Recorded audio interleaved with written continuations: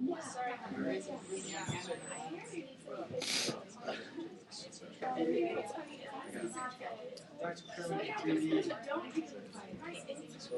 know what the biggest problem with 3D glasses are? Wearing other glasses. There's no way to look cool wearing two sets of glasses. They should make like the flip-down visors in 3D. The flip-down visor. Because those are cool in and of themselves, right? Do we still have a minute? Nah, it's 10 o'clock. Let's get started. Ah, there we go. Does everybody have glasses? Cool. All right, you don't need them quite yet. So previously we had talked about how to mix colors, right? So if you have additive color mixture, what you're doing is you're adding different wavelengths of light, right? So if you add blue and yellow in that case, then you end up with white light because you're activating all of your cone photoreceptors, right? So all wavelengths are available to the observer. Superimposing blue and yellow turns out to be white. So that's what you're getting here. What we're doing with these glasses, though, is subtractive color mixing. So you have filters, so you're filtering out some of the wavelengths, you're letting other wavelengths through. So this is like if you're mixing paints, for example, you mix blue paint and yellow paint together, you get green paint.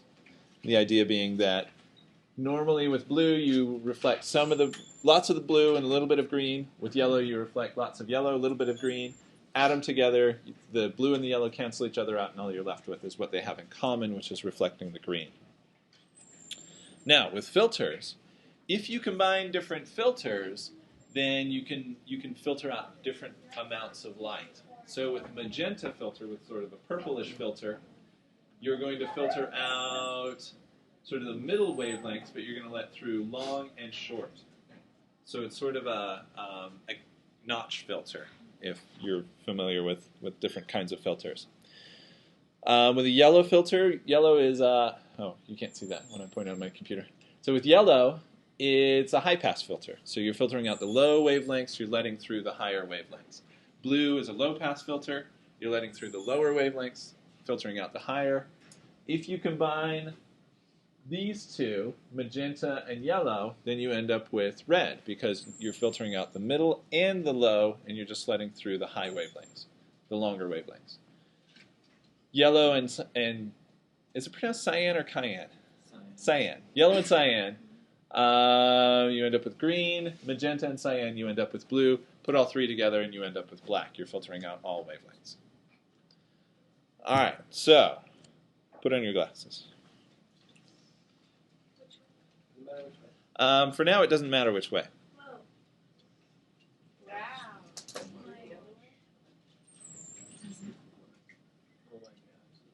So yeah, so if you look over your glasses, you can see that, yes, those are red and those are green.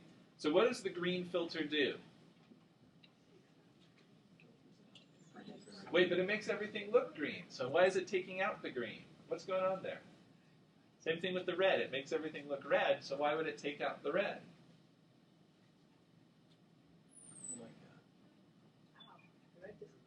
Am I supposed to be looking with one eye?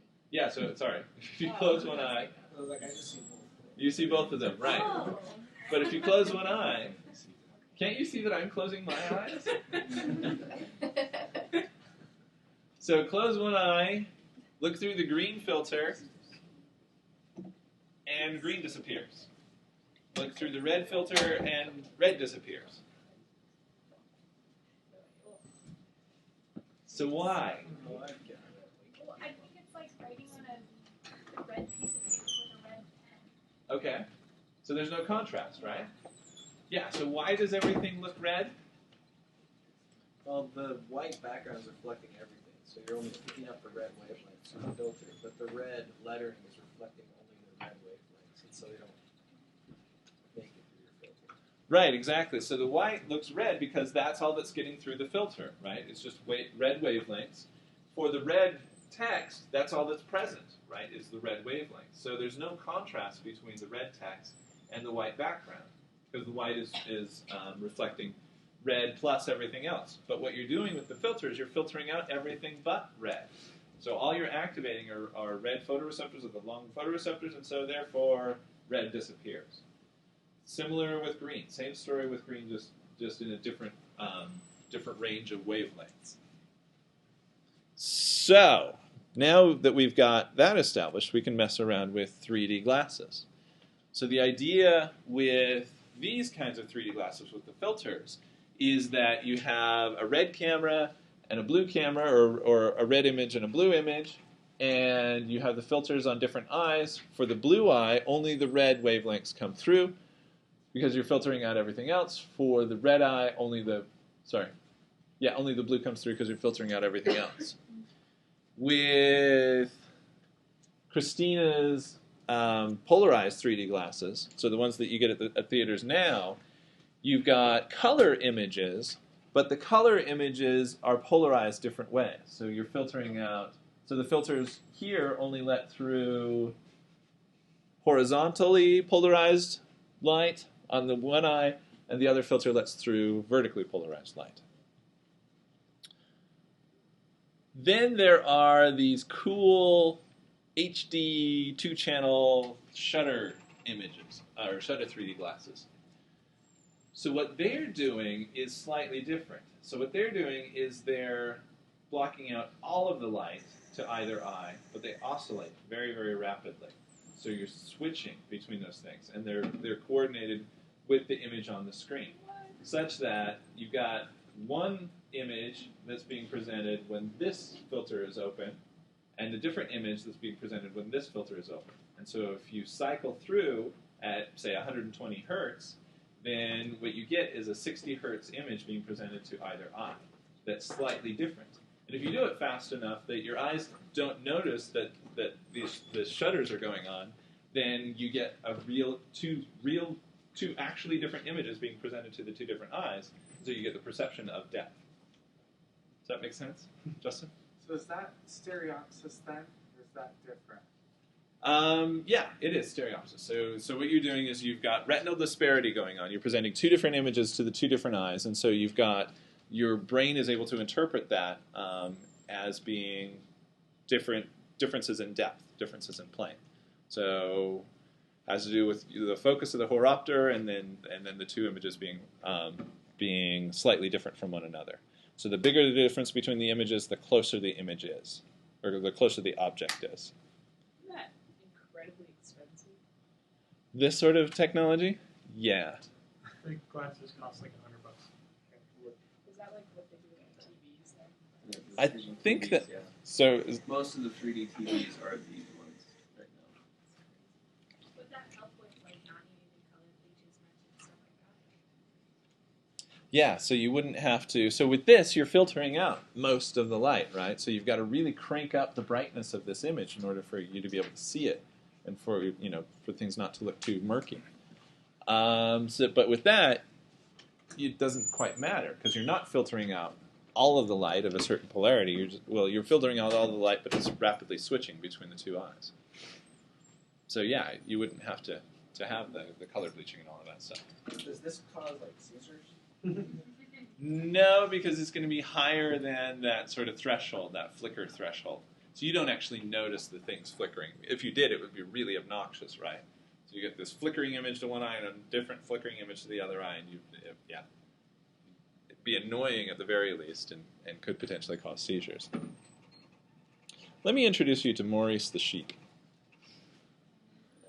So Maurice belonged to my mother-in-law's boss, and my mother-in-law thought it was hilarious to steal Maurice from work every once in a while and hide him at various places around their workplace. But I got a hold of Maurice, and I thought this whole idea was hilarious. So I started photoshopping Maurice into different places. So here's Maurice waiting in line for the Twilight movie to come out. And then you probably can't see this. This is the Bloodmobile that was parked outside of the Twilight movie so that you could donate blood while you were waiting to see the vampire movie. My Photoshop skills got a little bit better later on. And here's Maurice playing soccer. Shadow. Here's Maurice in Monument Valley. Maurice with Paul Revere in Boston. This is the Mayflower, I think. Maurice there on the aft deck. Boston Commons. Flying through the air. So this was the original image that I started out with, and I wanted to make Maurice in 3D.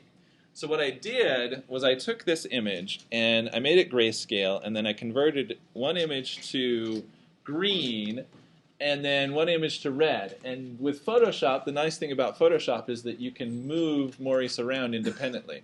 So in the red image, I've shifted Maurice slightly so that when we combine the two, so if you put red on the left, it works best.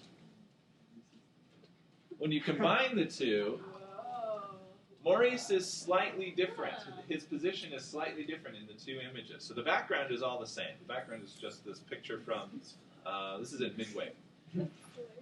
So, but since I've shifted Maurice slightly, the retinal disparity for Maurice in your two different eyes is greater than with the background. There's no retinal disparity for the background, so the background is on the horopter. But your brain interprets Maurice, since he's slightly different, as popping out towards you. So you can take advantage of this for all sorts of applications.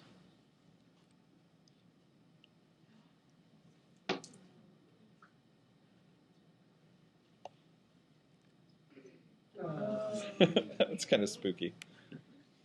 So this is a picture from space looking at Mount Everest, actually, the Himalayas. So you can get this perception of depth. So remember, I think I told you guys about how we invented random dot stereograms by taking this application in World War II with planes passing over and taking two different images of camouflage tanks. So this, these are a bunch of things. So if you Google red-green images, you get a whole bunch of these pictures. Yeah, some of these are better than others. What's the one on the left middle supposed to be? The cross. So that one is supposed to be, the dot is supposed to be behind. If you put it with red on the right, Does it work it better? switches the direction that the region's going. Yeah. Oh, and that might be actually a little better with red on the right. It's the lines.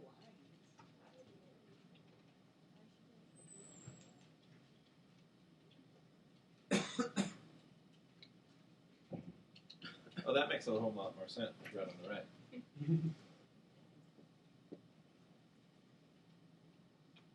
That's funny because with the red on the left, like on the top one, I almost had the image of the center square was on the inside, like going in. Yeah. This is popping out Why would that be? because I'm right-eye dominant, maybe. Okay. Other ideas? That's a polite way of saying that you're wrong. A mean way of pointing out that I was wrong. Well, you know, the But it parenthetical switches comment. the direction that you're looking. Right, it switches the direction of the disparity. So if the retinal disparity goes toward the outside, then that means that the image is closer, or the object is closer. If it goes toward the inside, then the object is farther away. So if you're switching the filters, then it switches the direction of the retinal disparity. The one in the middle on the right is the surface of Mars. So it's two different still images taken of the surface of Mars, and so it allows you to sort of visualize how far away things are, even if you can't be there. This is actually used quite a lot in astronomy. So these are two superimposed images of the sun. You get some of the structure of the sun.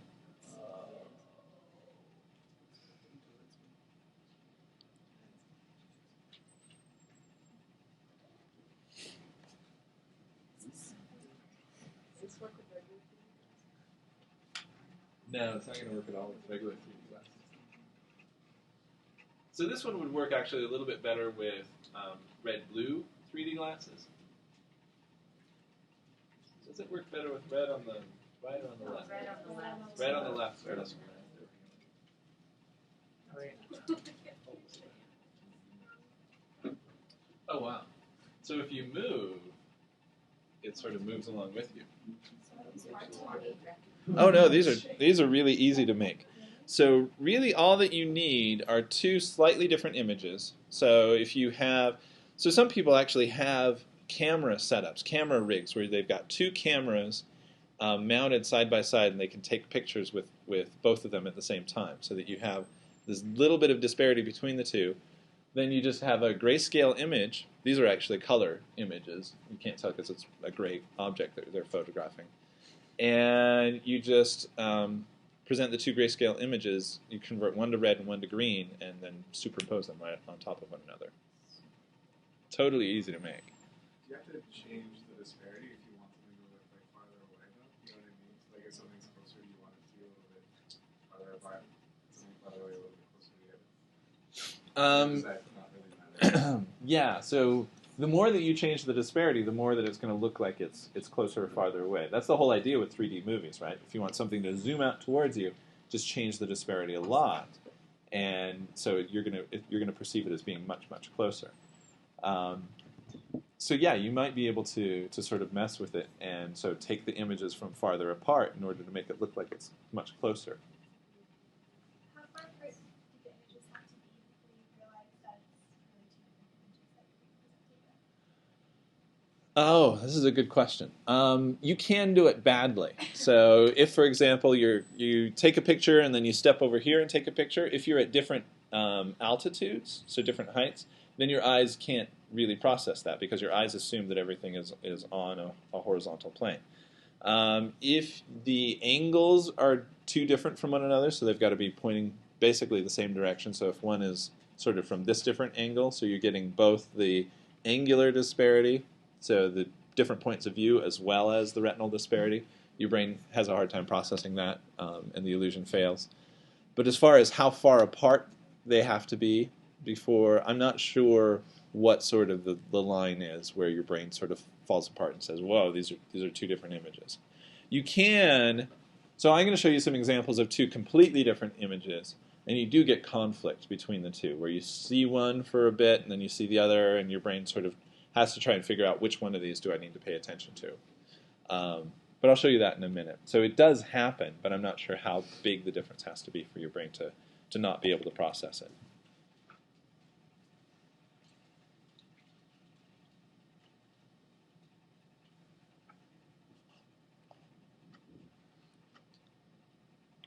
This one's pretty good.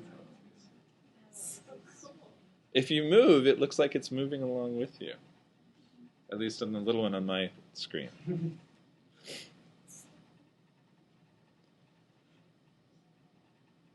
All right, so just like I was saying, so if you've got binocular disparity, if the two images are similar, then your brain just interprets it as being differences in the binocular disparity, right? Differences in the images being presented to the two different eyes, and your brain can interpret that as differences in depth, differences in distance. So if the differences are systematic, then the visual system can interpret that. What if the two images, though, are very different? So what if I present a house and a face?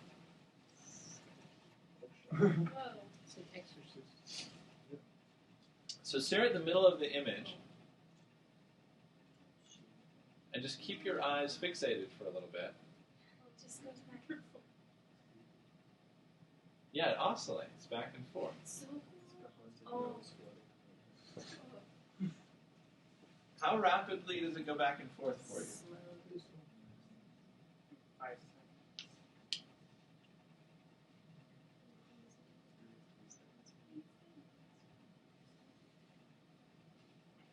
Depends on how it's made. Focus. Does this have anything to do with the dominant eye? I think that it does.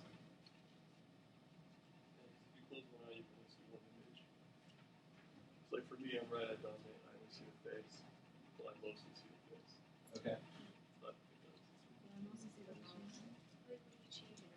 Yeah, now flip your glasses around, see if you still see the same image or if you see the other image most of it.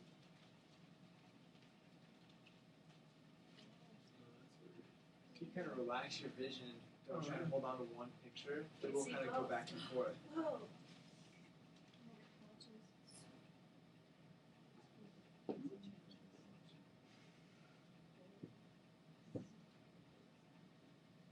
For some reason, I can like focus on all of the house except for like one eye, which was floating in the window. The eye remains.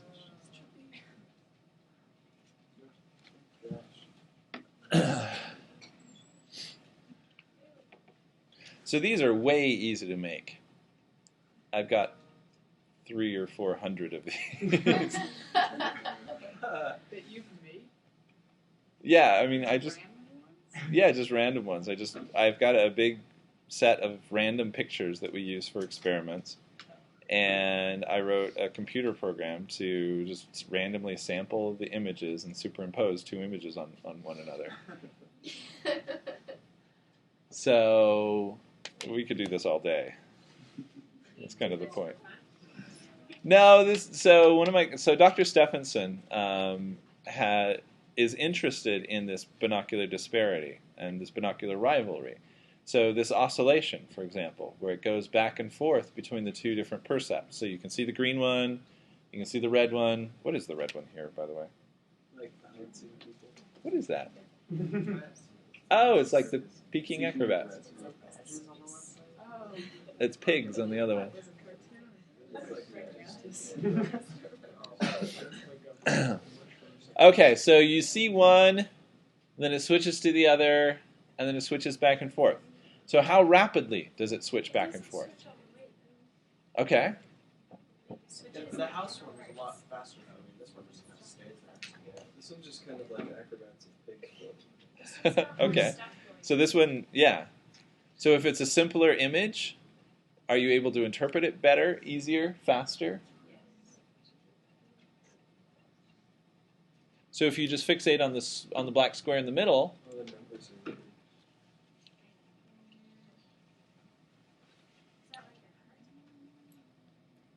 I think so. Let me see if I can find a good one. Ooh, this is a good one. Two outdoor scenes.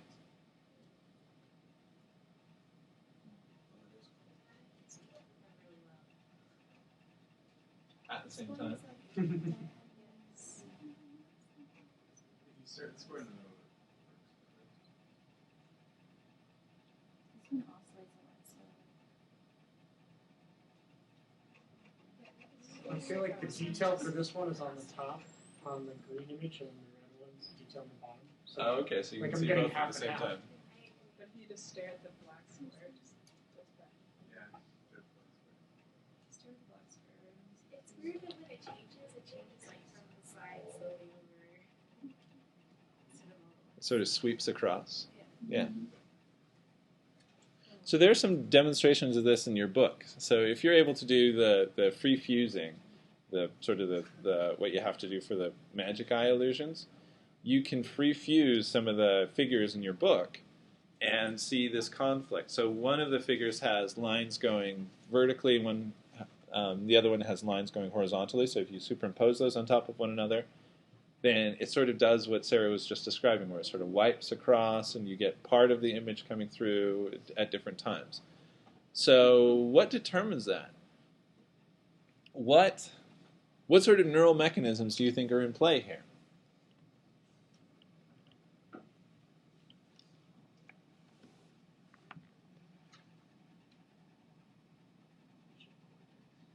Visual cortex. Good, yeah. Your eyes are involved.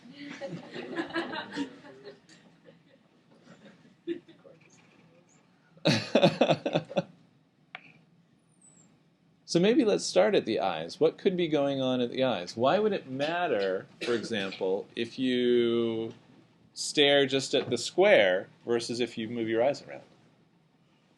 Yeah, different neurons. Okay, so you're activating different photoreceptors at the level of the eyes. So you make saccades. What happens if you fixate, and if you do it really, really well, even normally, even without the filters, without the 3D glasses?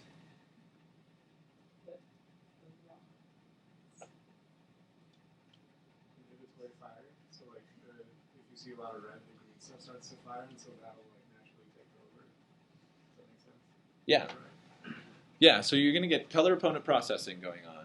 You're going to get inhibitory firing. Photoreceptors, after a while, will fatigue, right? So that's part of the reason why we have to make saccades, is so that we don't fatigue our photoreceptors. So if I were to take a contact lens and paint a picture on the contact lens and just stick it on your eye, so that regardless of where you move your eye, the image stays the same, what happens to that image? What happens to your perception of that image? It goes away after a while. Why does it go away?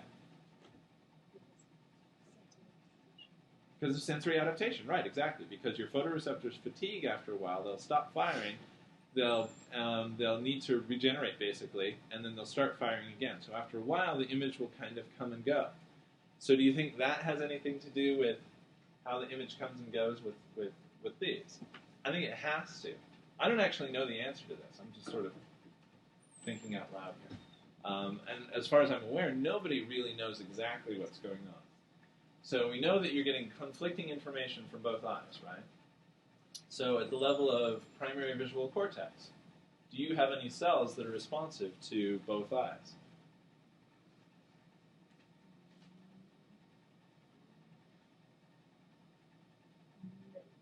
Yes. No, yes. Those are the logical possibilities.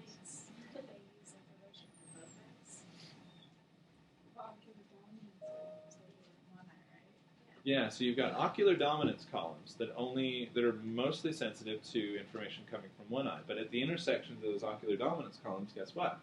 You've got cells that are responsive to both eyes. So you do have some cells in V1 that are responsive to both eyes. More so later on, at later visual processing stages.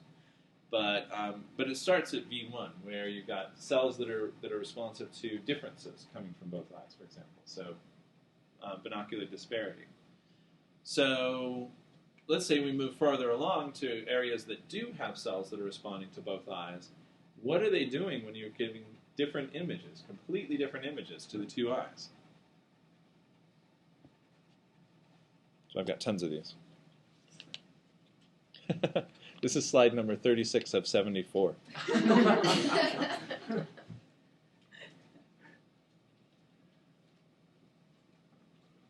Oh, I know where that is. Yeah. Where is it? It's the bridge to Coronado in San Diego. Can you train yourself to be Ooh, I don't know. Go blind in the other one. Wear an eye patch?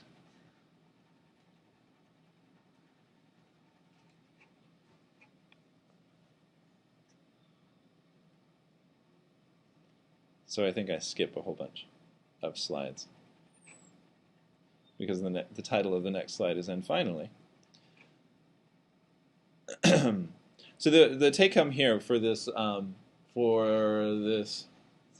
retinal disparity, oh, I know where that is too, is that we don't know essentially what's going on at the level of the brain. How is the brain trying to resolve these things? Because normally these are not normal viewing conditions, right? These are weird. So does it have anything to do with photoreceptor adaptation? Probably. So if you're unable to move your eyes, or if you're unwilling to move your eyes, if you just fixate on the little black square, then you're going to have some photoreceptor adaptation going on. But even above and beyond that, your brain is going to oscillate and try and come up with some explanation for things. So it seems like if one of them starts to come through, then all of a sudden it comes through all at once, right? And then the other one starts to peek through a little bit, and then you get sort of an avalanche. Does anybody else have this experience, or am I the only one that this happens with? So your brain sort of takes one feature of the scene and then tries to make a coherent scene out of the whole thing.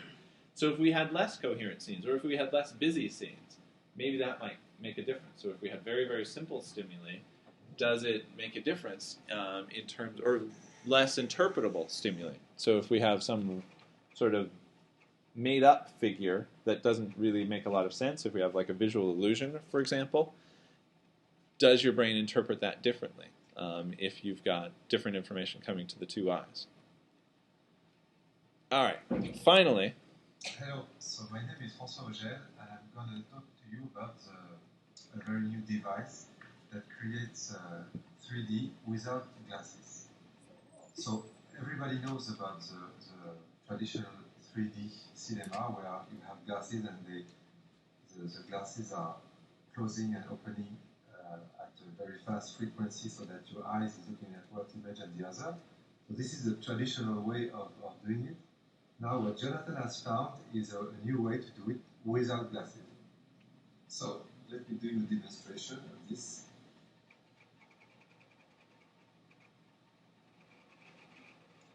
So let's see. I need to the monitor. And then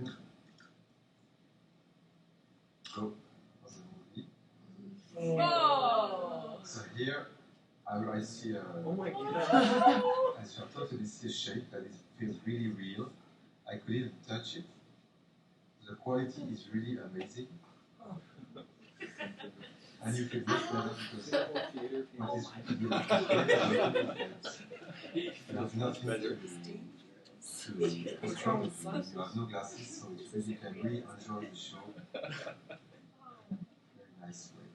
Can you imagine a whole theater of people doing that? You walk in and all And their his eyes eyes like slowly You like slow. turn it That's it. So 2.5 hours. these are prototypes. But soon, Yo, they make your eyelids like tired. All right, Sarah doesn't think this is real. How many of you think this is real? Totally real. Totally buy it. The young men, so this was a viral video. I found out about this from the young men in my ward. And they were talking about it in the hallway. I'm like, guys, this never work. Wait, it's not real? No. So ready for that. No, well, I was a little bit dubious I was totally convinced at first, I got to admit. And I thought, wow, this is really cool. But then I started thinking about it, and it's like, wait a minute. So it turns out that stimulating your eyelids and getting your eyelids to blink is actually a really difficult problem.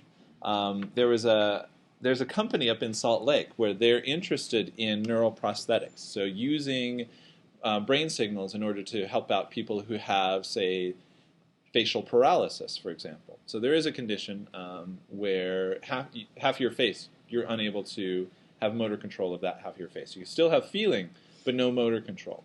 So one of the things that you can't do if you don't have motor control of half of your face is blink, right? You can blink one eye, but not the other one. So what happens if you don't blink your eyes? They dry out. Yeah, bad things happen. Your eyes, you can lose the eye, essentially, and you don't want to do that. And so this company, it happens in a fairly small proportion of the population. So this company is interested in taking the signals that are going to this eye to blink and sending it over to this eye to blink and stimulating this muscle here in order to get the blinking going on. And the current state of the art, the current prosthesis that they use is lead weights or gold weights that are implanted in the eyelid so that you can sort of get it to go and then it goes down and then you can get it to come back. So you have sort of this reflex and you help along the reflex, which is sort of, crude, right? That's not really what you wanted to do. So what they've come up with is a way that they monitor the signals coming to this muscle and then they send those signals over to this muscle. But you can't send the signals to the whole muscle. So you've got this sphincter muscle around the outside of your eye that's sort of attached at different places. So you can't stimulate out here where they were stimulating in the video. It wouldn't work. You've got to stimulate the muscles right up here. But in order to have that stimulation, you have to have an electrode implanted into these muscles. And the electrode has to be flexible because you're blinking several thousand times a day. And it's got to be long-lasting, and it's got to withstand salt water, basically, because what the inside of your body is like is basically just saline. So worst possible conditions. And so they're trying really, really hard to come up with a neural prosthetic in order to allow people to blink. If it was as simple as sticking an electrode on your temples, this would have been solved years ago, right? So that wouldn't work. Your eyes would get tired. What other reasons would this not work? You'd have to sync everything with the monitors. If you had a theater full of people doing this, you would think that the zombie apocalypse had happened. Yeah, if it got stuck, you couldn't turn it off. I mean, you mess with iClicker. Can you imagine 200 people in a theater trying to save it? You'd never watch the movie. Yeah, no. So there are so many reasons that this would just not work. All right, so the rest of the 74 slides that I have are all about monocular cues, but we've got about 15 minutes left. I want to leave time for the quiz, so I don't want to start a new topic right now. So we'll start that on Monday. Remember, Wednesday and Friday, what happens? You're gone. I'm gone. I'm in Canada, actually. So no class Wednesday or Friday. No class the following Monday either, because it's President's Day. Is that right? We do have class on Tuesday, though. So it's a Magic Tuesday. So if you work Tuesdays, Thursdays, well, BYU has magically changed the days of the week, right? So if you work Tuesdays and Thursdays, remember to get your work schedule arranged so that you can come to class on Tuesday instead of going to work in your normal schedule. The exams, so the multiple choice portion of the exam, I forget what the average was, 86? So that's not bad. No, 82. Was it 82? It was 82. The high was 96. Okay. So we'll probably end up curving. We haven't graded the essay portion yet. So once we get the essays graded, we'll put it all together and figure out what the curve is going to be. I don't think there were any bad questions that we needed to throw out. So I'll be posted to Gradebook once that's all entered.